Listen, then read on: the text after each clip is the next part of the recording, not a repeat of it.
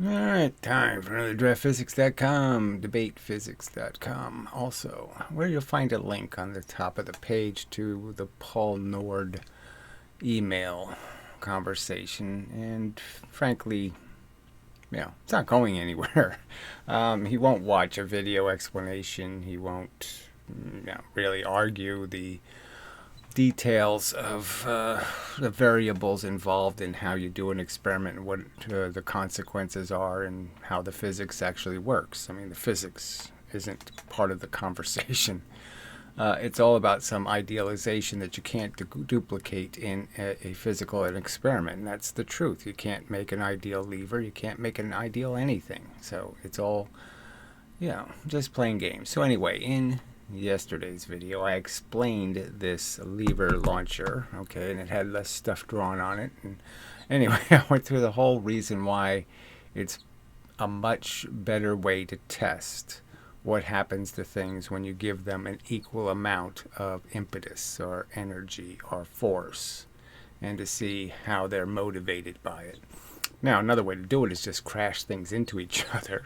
Okay, so that's pretty obvious also. Have a contest. You say something has twice the energy, well, crash it into something that has less than twice the energy, something that has 1 unit of energy.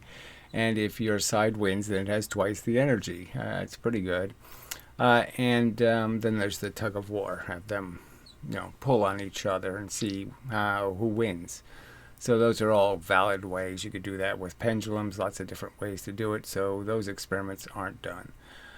Anyway, all right. So obviously this is a video that is a consequence of Steve Mould's video where he basically claimed levers don't conserve momentum, that they don't obey the law of the lever, that Archimedes was wrong, and for hundreds of years people misunderstood what things equal what because they thought levers worked.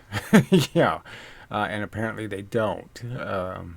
Obviously that wasn't proven in the video. The experiment wasn't done. So that's how this got initiated. And it got converted again into an experiment about launching things in all kinds of the wrong way rather than the right way. So I have to go over all this again. And the commenters are still just as dumb as bricks. You explain it and they just keep persistently, attempting to defend in some way what's obviously doesn't work. So I'll have to go through it all again. So I won't do this again, hopefully. I'll leave a link somewhere in the description to the portion of the video where I describe this. So I don't have to describe it again in this video.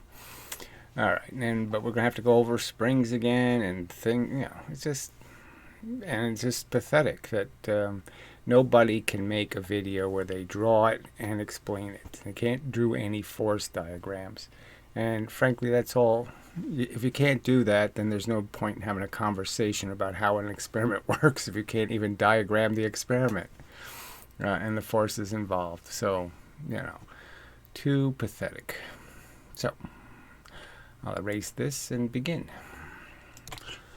All right, so I have explained this, but we're going to do it again. So there you have a spring, and the fact is that springs, you can use them to weigh things. And weighing things is basically sensing its momentum, sensing something's momentum. So in gravity, when there's a spring and you put a mass on it, you end up giving the mass weight based on the force of gravity per second, per 1 second units.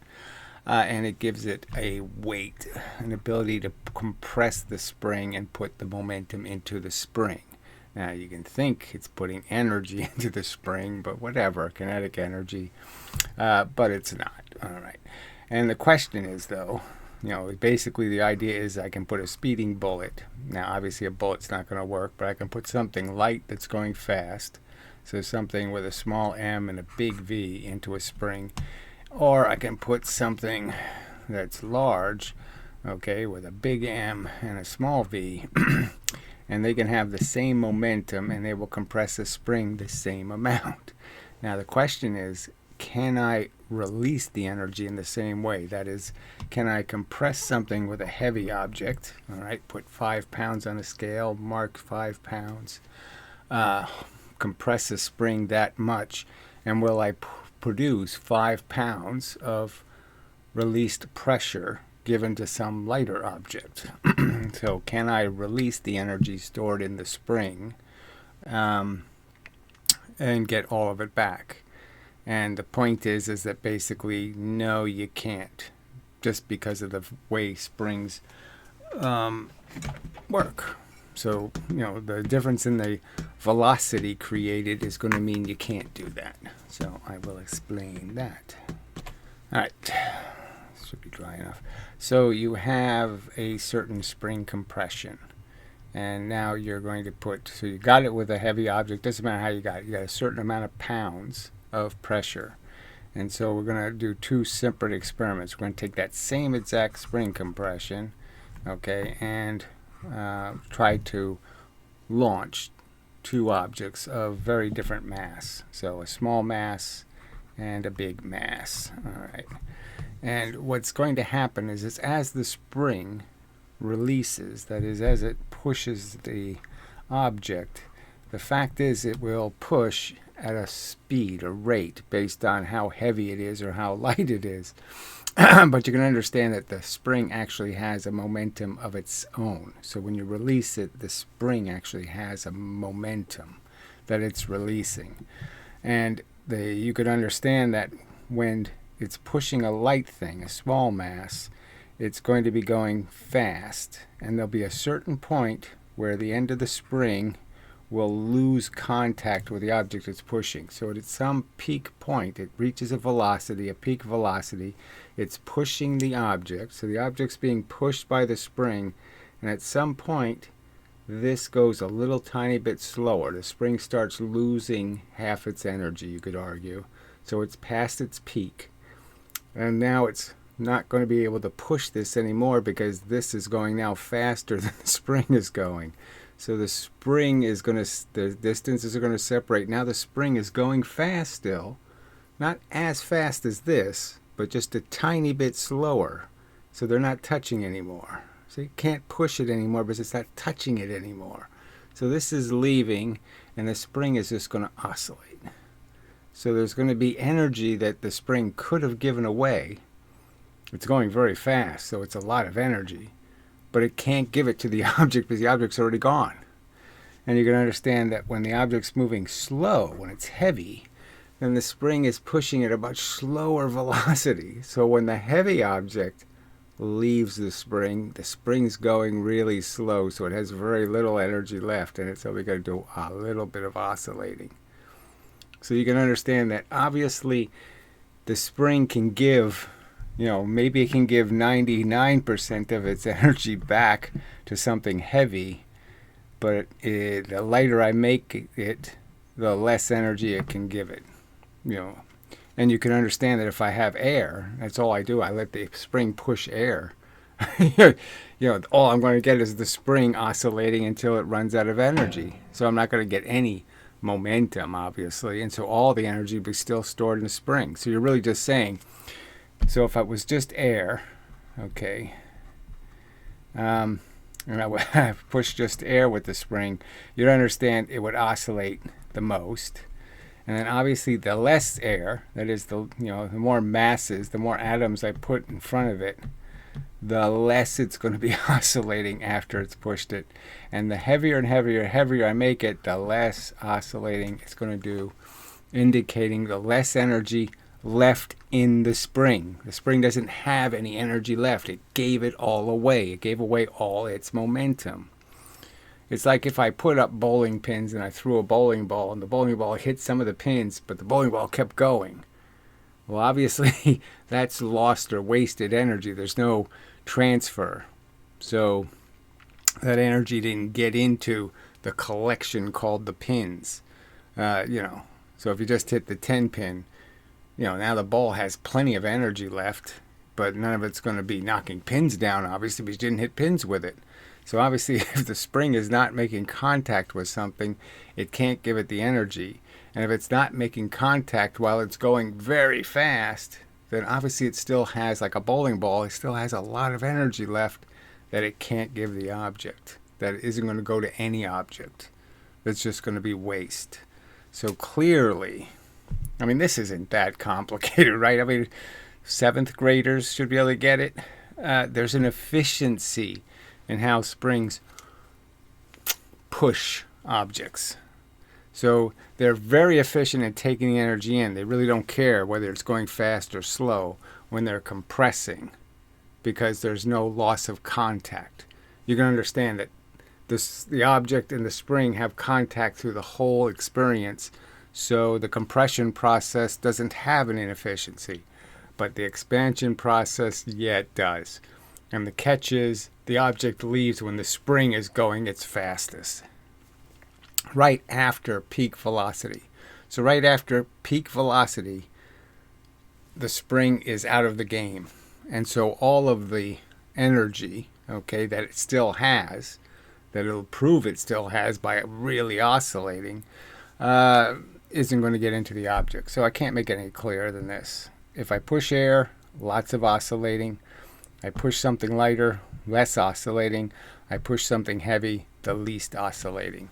And the oscillations left over are perfect evidence of energy you didn't get into the object. Can't make it any clearer than this. All right, so we'll do another example of it. All right, let's use a gun for an example.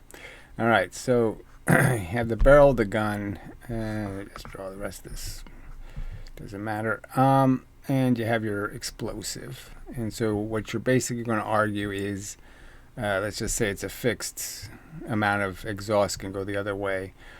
Basically, you just have little particles in here that are going to be moving a speed. So they have a maximum velocity if there's no bullet. So if there's no bullet, all the little particles fly out and they have a high velocity. Okay, the highest velocity. Because there's no bullet. So there's nothing that they're going to hit. There's no pins for them to hit. The bullet would be like pins. The bowling ball is not going to hit any pins. Therefore, the bowling balls will keep going their higher speed with minimal friction, minimal losses to their velocity. Now I start putting bullets in the gun. Okay, so if I put a light bullet in the gun, you can understand that, well, when the bullet leaves, it's going to be going a high velocity. And yes, the particles now will be going a little slower because some of the little particles hit the bullet, gave their momentum to it, slowed down. Let's say they bounced off and they, reflected, some percentage.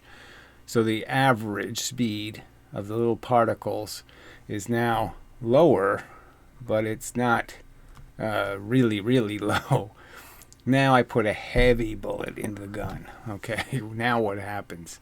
Well, now the average speed of all these particles is going to be really slow because the bullet moves out of here at a much slower velocity. So again, I'm wasting. Okay, so when the bullet leaves, the heavier bullet, there's even fewer particles going fast, and the average speed is much further down.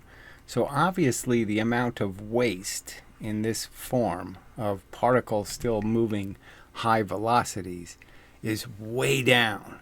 So I got a lot more out of the explosion than I would have gotten, obviously with a lighter bullet, because the particles are now still going very fast, lots of momentum, lots of pins could be knocked down, but there's no pins to hit.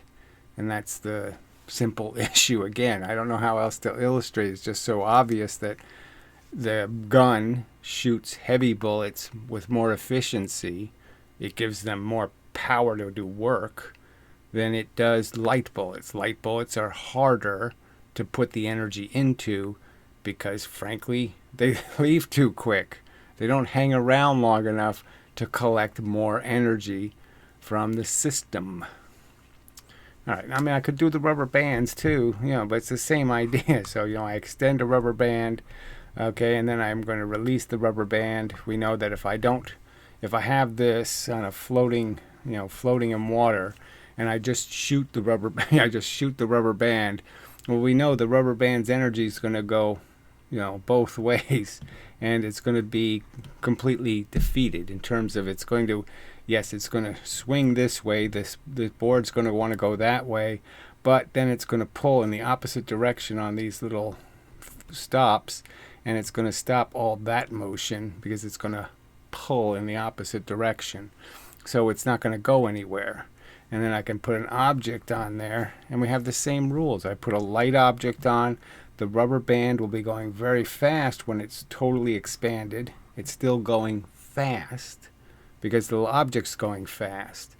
And then if I put a heavy object on, well, it's going to go slow because there's a slow, heavy object. So when the ball leaves the rubber band's going to be going very slowly, little tiny bit of wobble left over. So again, more energy goes into the heavier object than goes into the lighter object. It's just a fact of these things. That's why I suggested the lever launcher, because it fixes all of these flaws. It fixes this inefficiency, because basically levers are momentum converters. That's what they do. That's their perfect function, is they take big M's and little V's and perfectly turn them into big V's and little M's.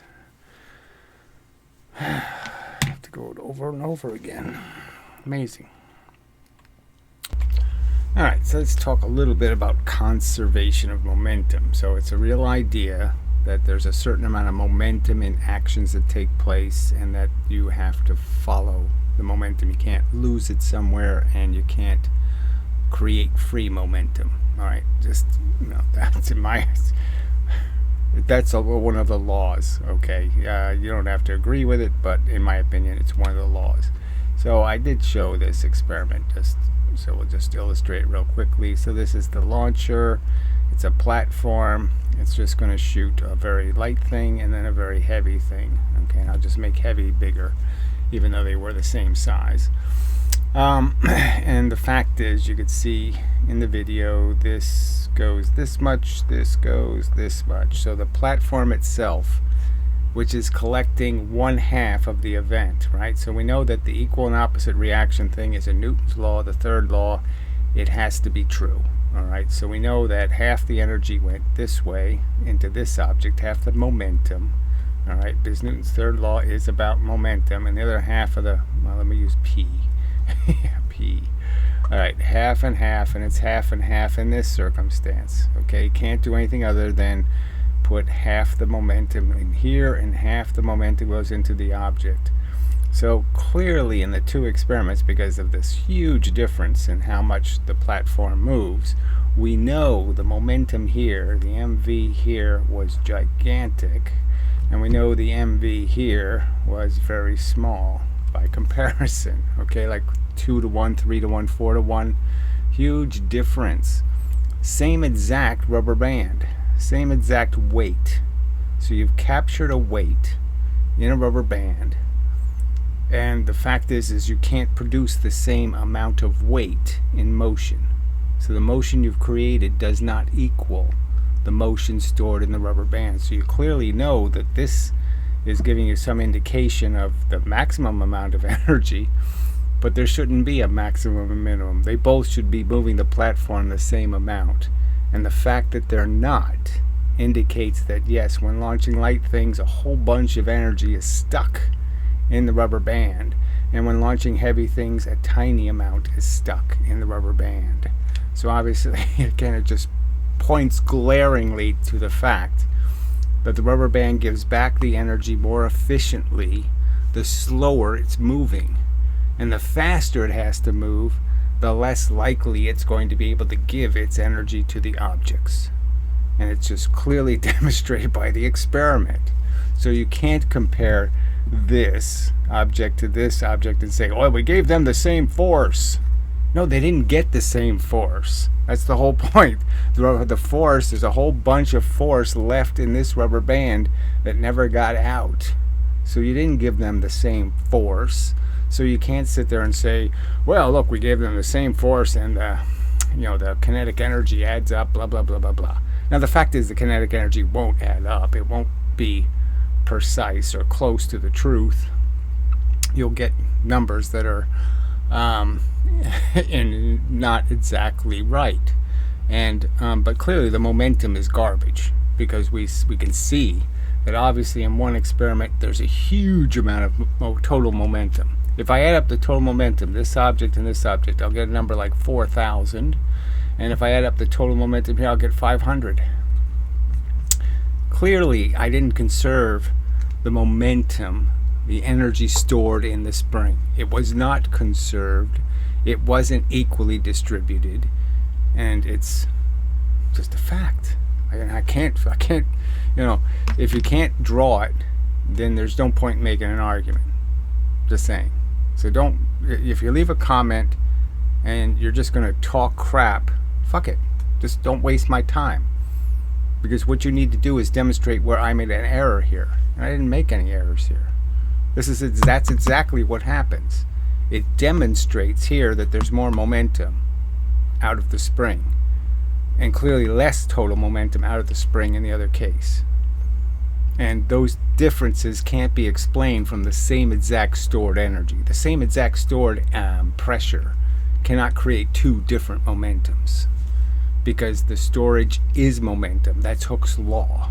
It's a pressure, it's a weight. You have to have a total amount of weight moving, mv. You put mv in, you need to get the mv back out. Alright. You have to account for it, and the clear accounting is to just mention the obvious. If the spring is still oscillating after the event, that means that energy didn't get into the object.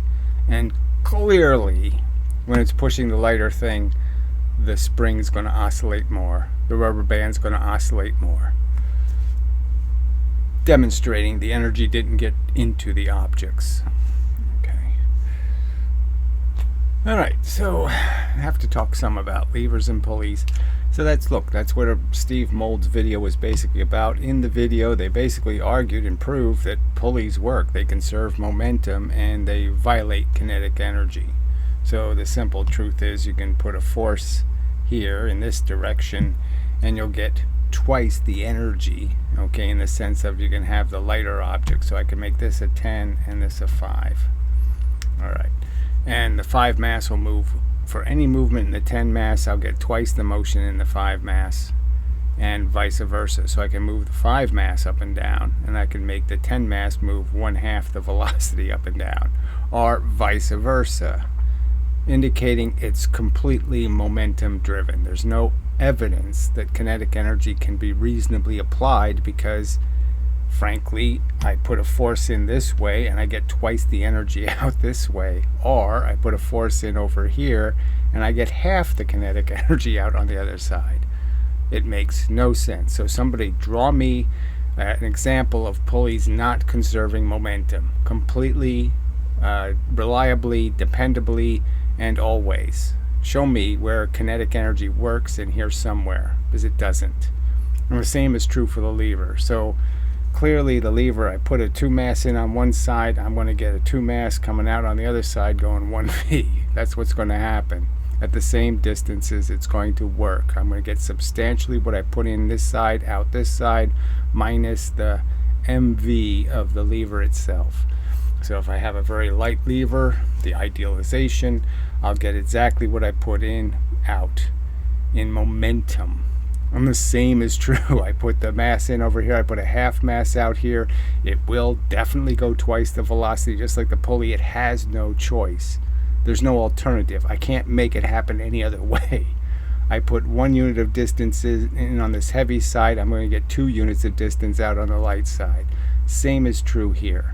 Now, overtly, in Steve Mould's video, he says it doesn't happen, that this does this 1.4 thing. It only goes 0.4 faster. It only does this little extra bit, 0.4 more velocity. Destroying the momentum, not conserving momentum, not obeying the law of the lever, thousands of years old, and somehow everybody was wrong about how levers work. I mean, this is what they're countering. They're saying this is a fact. They have no experimental evidence, no indication it's a fact, and all they're doing is pretending that, okay, I can arrange a system with springs or rubber bands, okay, that break efficiency and somehow demonstrate something else to be true. But they won't do the simple, collide a 5 mass going 10, okay, into a 10 mass, okay, going 5. They won't do that collision, because that collision will prove kinetic energy doesn't exist, because this doesn't have twice the energy. It has the same momentum. Both objects will stop right here. The collision won't move this way, it won't move that way, it'll just stay right there. And the same is true for the tug of war. Okay, you have the 5 mass going that way, the 10 mass going this way. Tug of war, no one's going to win, because it's the same momentum, and that's all there is in the universe is momentum. Alright, so there's not much I can do here. Now, you could reclimate. Well, let me do that real quick. I mean, Paul Nord won't watch videos, so there's just no point, okay? He doesn't want to argue force diagrams. He just wants to argue mathematics and idealizations. So there's just no point in talking to him. But I'll just, in my defense, I have tried to explain it to him, okay, in text, but he just, you can only do so much in text explaining. But anyway, so I was going to do something else, so I have to remember what it was I was going to do. Alright, so he has now modified his 3D printed release objects to having one puck with the plunger attached, and one puck that actually has a rubber band and it shoots the other thing away. And so he can change the weights of them by putting extra weight on them. But anyway, as pointed out, it just won't matter, because the faster this thing leaves, the more energy is going to be stuck in the rubber band. The slower it leaves, the less energy stuck in the rubber band. Fact. But he could fix that if he mounts this to the board, say this is an air hockey table, and he could mount the little plunger part here and push on this lever, and then he could place the masses on the lever in the appropriate locations for their mass, obeying the law of the lever. And then I would agree that the experiment's putting equal amounts of energy into the two objects, because this, as long as you're doing multiples of 1 unit, 2 units, 3 units of energy, I mean, it has to be in the same units. Half mass, twice the distance, 1/3 the mass, 3 times the distance, 4 times the distance for a 1:4 ratio. So as long as you base those ratios, everything will move the same for the spring. So the speed of the rubber band will be identical in both experiments. So you have fixed the problem. So I don't know if he'll watch. I'll give him the time code, but that fixes it. And you can understand my argument. If this rubber band is moving exactly the same speed, it's pushing the same force, it's applying the same pressure, then you're assured that both objects got the same amount of energy. And now you can see what they do with that amount of energy. And obviously I'm arguing it's conservation of momentum, and we know, frankly, I know, all right, that a half mass going twice the velocity is the same force as a full mass going 1 velocity. Period. And it will come out that way. All right. So we'll call it enough of a video. Very frustrating.